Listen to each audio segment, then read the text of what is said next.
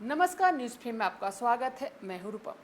Hazaribagh Sheikh Bhikhari medical college अस्पताल परिसर में स्थापित संजीवनी सेवा कुटीर को लेकर पिछले 5 महीने से राजनीतिक हलचल जारी थी।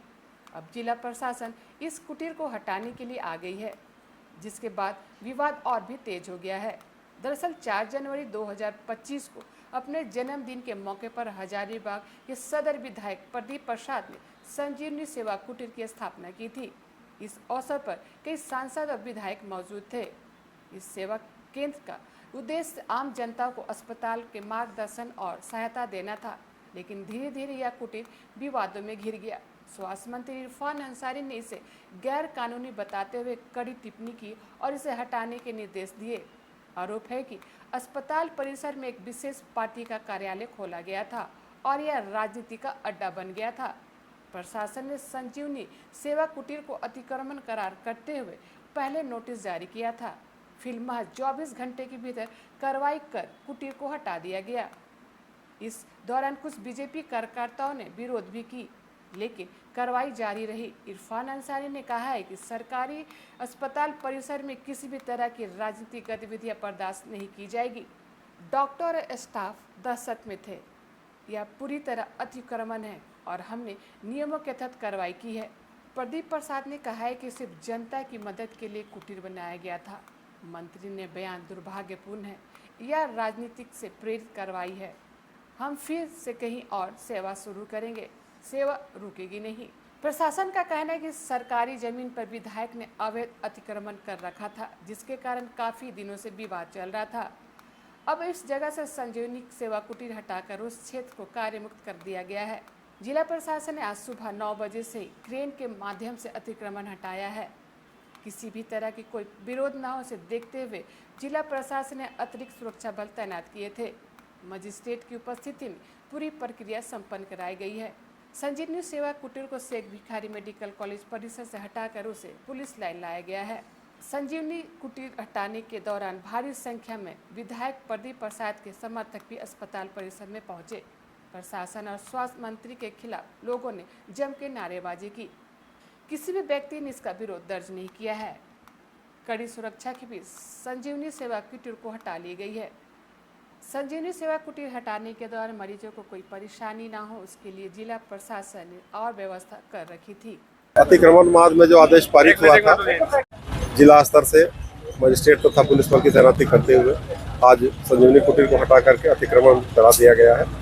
सदर अस्पताल में सारी सेवाएं पूर्ववत जारी रहेगी, बल्कि और हम लोग इसको निरीक्षण करके और बैठक करके इसको और हम लोग सर, ये जो कुटीर रखा हुआ था वो वैध रखा हुआ था या अवैध? एक प्रकार का अतिक्रमण का मामला था। हमारे न्यायालय में Bihar Jharkhand public land encroachment act मामला चला था, उसी में आदेश पारित हुआ था। 10 दिन का समय हटाने के लिए दिया गया था। समय समाप्ति के पश्चात फोर्थ मजिस्ट्रेट तैनाती करते हुए इसको हटा दिया गया। विधायक प्रदीप प्रसाद ने कहा है कि यह कदम अत्यंत ही दुर्भाग्यपूर्ण है और भारी मन से उठाया जा रहा है। उनका आरोप है कि राजनीतिक दुर्भाग्य और प्रशासनिक दबाव के कारण इसे हटाया गया है।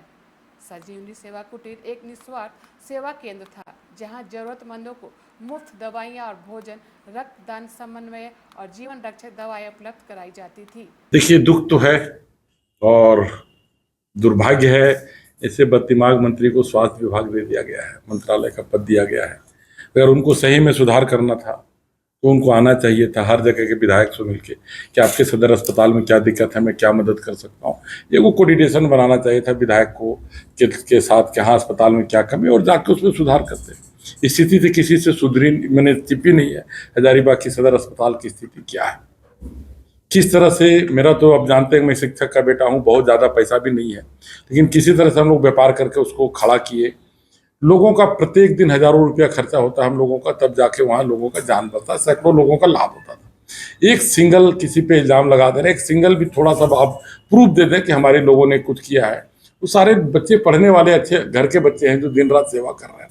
इल्ज़ाम लगा रहे हैं कि प्रसव रूम में जाके झांकता है, वहीं बगल में, उनको पता नहीं कि लेबर रूम कहाँ है, ये कहाँ है, कुछ भी उनको जानकारी नहीं है। आधा से ज़्यादा एम्बुलेंस पता के जंगल में पड़ा हुआ है, उससे कैसे ठीक होगा? सारा मशीन फेल्योर है, लिफ्ट ठीक नहीं हो रहा है, एक भी कोई विभाग नहीं है जहाँ ठीक नहीं। आप लोग मेरे साथ चले, मैं आपको दिखाऊंगा कहाँ क्या स्थिति बदतर है।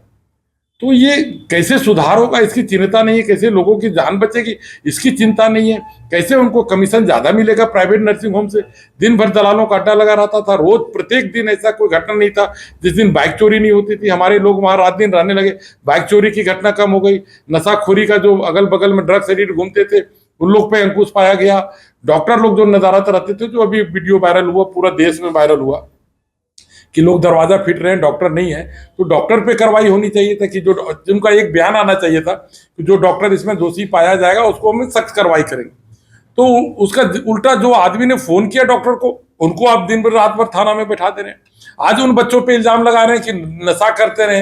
अरे देखो किस घर के बच्चे, किस मानसिकता के, मिलो आप। हजारीबाग की जनता जानती है। आज बोल देते हैं कि लड़के बलात्कार कर रहे हैं, कल उसका इल्जाम फंसा देंगे। कभी छेड़खानी का बोल दे रहे हैं, कभी परसों रूम में झांक रहे हैं। परसों रूम कहाँ रहता है इनको पता है कि कोई झांक भी सकता है परसों रूम में?